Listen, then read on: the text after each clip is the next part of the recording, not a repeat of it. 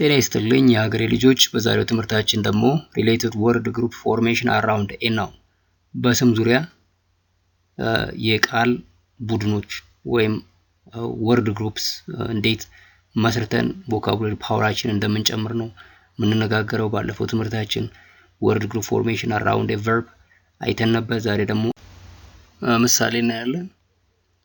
በፈኬኛ እንግዲህ በመጀመሪያው ምሳሌ ኮንቴክስቹዋል አሶሲዬሽን አራውንድ ኤ ናውን ነው። ኮንቴክስቹዋል አሶሲዬሽን አራውንድ ኤ ናውን ስንል አንድ ቃል ስም ይሰጠናል። እንዴን ከዛ ቃል ጋር የትርጉምና የቅርጽ አንድነት ላይኖራቸው ይችላል። ቃላቱ ግን ኮንቴክስቹዋሊ ከዛ ቃል ጋር የሚገናኙ የሚዛመዱ ይሆናሉ ማለት ነው። ምን ማለት እንደሆነ አንድ ምሳሌ ወስደን እንመልከት። ቦካ ዝናብ ማለት ነው በአፋን ኦሮሞ። ስለዚህ ዝናብ የሚል ቃል የሆነ ወርድ ግሩፕ መመስረት የፈለጋችሁትን ቃል ትወስዳላችሁ። መጀመሪያ ዝም ብላ ራንደምሊ ዝናብ የሚለውን ወሰድኩኝ እኔ። አሁን ዝናብ መጀመሪያ ዝናብ በአፋን ኦሮሞ ምንድነው ብላችሁ ነው ጠይቁት።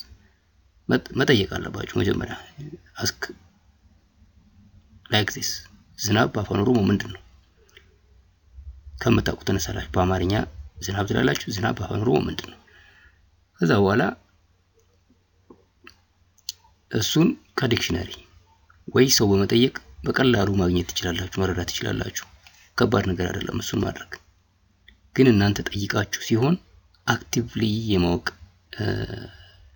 ድርጊት ውስጥ ስለገባችሁ የማስታወስ እድላችሁን ይጨምርላችኋል ማለት ነው። ስለዚህ ዝናብን አወቀ ያዛችሁ። በዝናብ ዙሪያ ያሉ ሌሎች ተያያዥ ቃላትን በትርጉም አይገናኙም፣ ግን ኮንቴክስቹዋሊ አውዱ የሚያገናኛቸው ሌሎች ተዛማጅ ቃላትን ትፈልጋላችሁ ማለት ነው። ለምሳሌ መዝነብ በአፋን ኦሮሞ ምንድነው? መዝነብ ሮቡ ነው። ሮቡ መዝነብ ነው። ሮባ የዝናብ ሌላ ስሙ ነው በአፋን ኦሮሞ። ሮባ ወይም ቦካ ዝናብ ማለት ነው። ዝናብ ይዘንባል፣ ሲያቆም አባራ ይባላል። ማባራት በአፋን ኦሮሞ ምንድነው? ጫሙ። ዝናብ ኃይለኛ ዝናብ አለ፣ ካፊያ አለ። ካፊያ በአፋን ኦሮሞ ምንድነው? ቲፉ። ማካፋት በአፋን ኦሮሞ ምንድነው? ቲፉ። ቲፉ እንግዲህ ግስም አሁንም ነው ማለት ነው። በአፋን ኦሮሞ ዳመና ምንድነው? ዱሜስ። ዱሜስ እንግዲህ መዳመንስ ምንድነው? መዳመን ዳመነ ግስ ነው። ዱሜሳኡ። ዱሜሳኡ መዳመን፣ ዱሜሳ ዳመና። ጭቃ በአፋን ኦሮሞ ምንድነው? ኦቄ። ኦቄ ጭቃ በአፋን ኦሮሞ ኦቄ። መጨቅየት ግስ ነው። ጨቀየ ስንል እንግዲህ የግስ ነው። መጨቅየት ኦቅኡ። ኦቃኡ ነው የሚሆነው። እንግዲህ ዝናብ ሲዘንብ ምድሩ ይለመልማል፣ አረንጓዴ ይሆናል። ዛፎች ቅጠል ያወጣሉ፣ አበባ ይፈነጥቃሉ፣ ሜዳው በአረንጓዴ ሳር ይሸፈናል። አረንጓዴነት ከዝናብ ጋር የተያያዘ ነው። አረንጓዴ በአፋን ኦሮሞ ምንድነው? መገሪሳ። መገሪሳ መገርሳ አይደለም፣ መገሪሳ።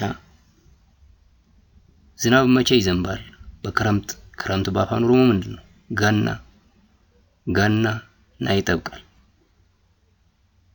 ግብርና መቼ ይሰራል? ያው በእኛ ሀገር መስኖ ያልዳበረበት ሀገር ስለሆነ ግብርና የሚሰራው ዝናብ ሲዘንብ ነው። ዝናብ የሚዘንበው ደግሞ በክረምት ነው። ስለዚህ የዝናብ መዝነብ ከግብርና ጋር ይያያዛል። ስለዚህ ግብርና ከዝናብ ጋር የተያያዘ ነው በእኛ ሀገር ከዝናብ ጋር የተያያዘ ነው። ቆቲሳ ወይም ቆና ነው ግብርና። ቆቲሳ ቆና። ዝናብና ገበሬ አብሮ ነው የሚሄደው። ዝናብ ገበሬ። ዝናብ ለገበሬ ህይወቱ ነው። የዝናብን ፋይዳ እንደ ገበሬ የሚረዳው የለም። ስለዚህ ዝናብ ከገበሬ፣ ገበሬ ከዝናብ አይለያይም። እጅና ጓንት ናቸው። በጣም ጥልቅ አሶሲዬሽን ነው ያለው። ገበሬ ዝናብ አይፈራም፣ ዝናብ ይወዳል። ስለዚህ ገበሬ ከዝናብ ጋር አሶሺየትድ የሆነ ነው ማለት ነው። ስለዚህ ቆቴ ቡላ ገበሬ ማለት ነው፣ አርሶ አደር ነው። ሊትራሊ ቆቱ ማረስ ነው፣ ቆቴ አረሰ ነው፣ ቡሉ ማደር ነው። ቡላ ቆቴ ቡላ አርሶ አደር ነው፣ ግን ገበሬ አርሶ አደር። ቆናን ቡላ ይባላል።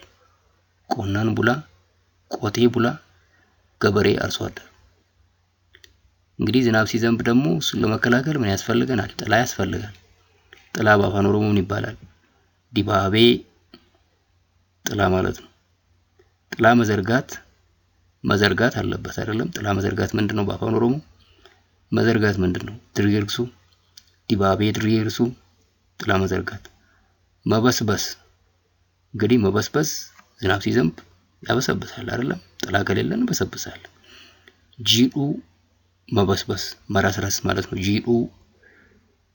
ጂድ አርጥብ ማለት ነው። ጂዱ መበስበስ ነው። ጉም እንግዲህ ደመና ብለናል ቀደም። ዱሜስ አሁን ደግሞ ጉም ምንድነው?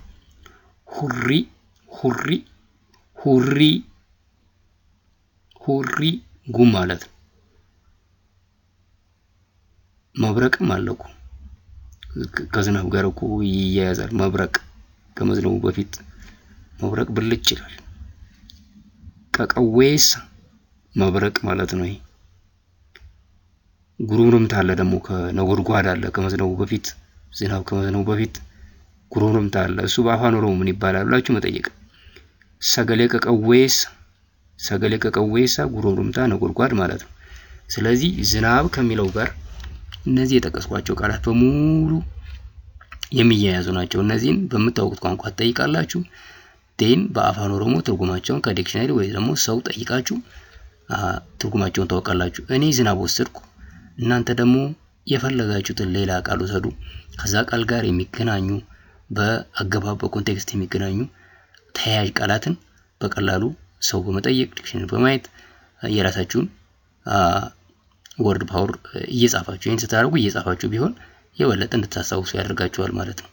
እኔ እዚህ እንትን ያልኩትን አይደለም። ይሄኛው ኦሬዲ በቴሌግራም ማለላችሁ መጻፉን ማየት ትችላላችሁ። ይሄ ምን እንነጋገረውን ኮንሴፕት ካለው ኮንሴፕቱን ለመያዝ ነው እንጂ እዚህ ኖት ለመያዝ ብዙ አትቸገሩ። አክሰስ ታደርጉታላችሁ እዚህ ላይ ያለው ነገር ግን የራሳችሁ የፈጠራችሁት የምትማሩበት ስትራቴጂ ካለ እሱን ግን መጻፍ አለባችሁ ማለት ነው። ሶ እንግዲህ ቦካ ዝናብ ማለት ነው።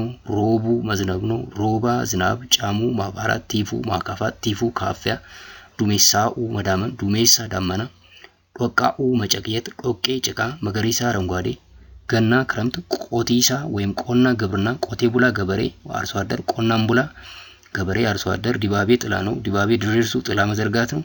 ጂኡ መበስበስ ነው። ሁሪ ጉም ነው። ቀቀዌሳ መብረቅ፣ ሰገሌ ቀቀዌሳ ጉሩምሩምታ ወይም ነጎድጓድ ማለት ነው።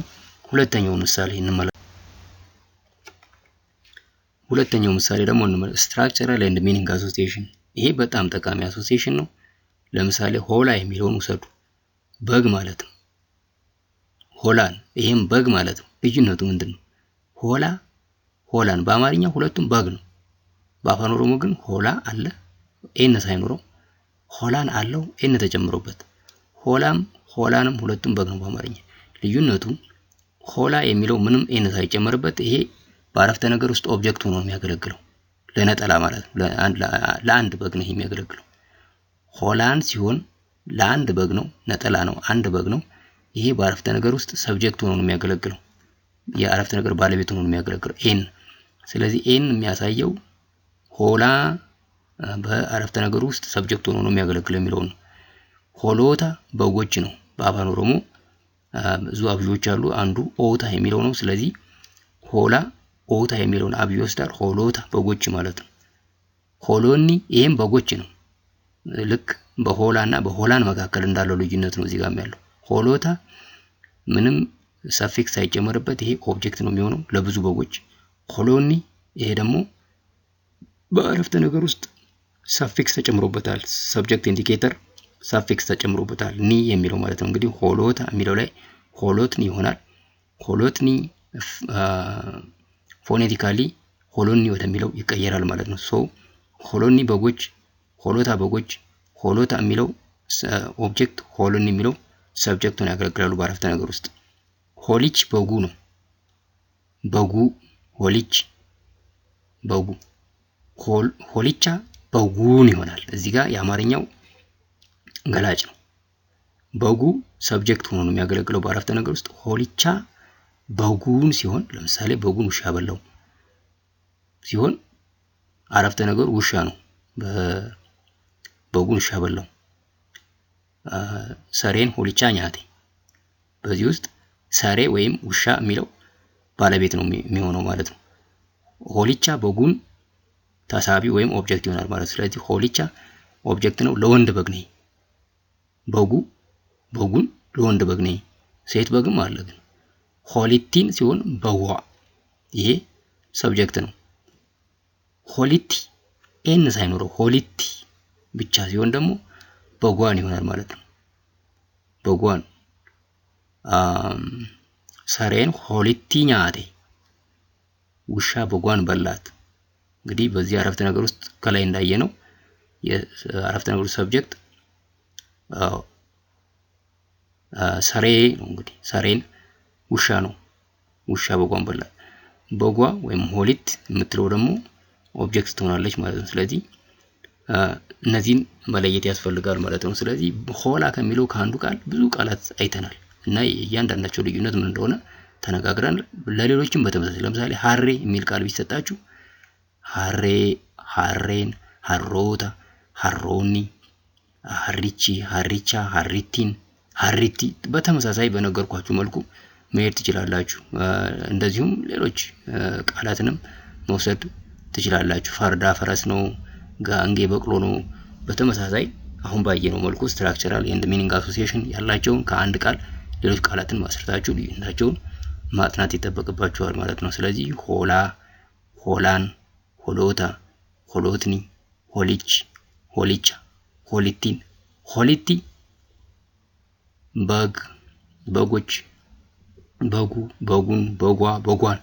እነዚህ እንግዲህ በስትራክቸር ይመሳሰላሉ ስላችሁ ስፔሊንጋቸው አንድ አይነት ነው። ስትጠሯቸውም ሲነበቡ አንድ አይነት ባይሆኑ እንኳን ይዛመዳሉ። በትርጉሙም ደግሞ ብዙ የተራራቁ አይደለም። በአረፍተ ነገር ውስጥ ልዩ ሚና የመጫወትና ያለመጫወት ነው የሚሆነው ማለት ነው። የዛሬውን ትምህርታችን በዚህ ጨርሰናል። በሌላ ትምህርት እስከምንገናኝ ነጋቲ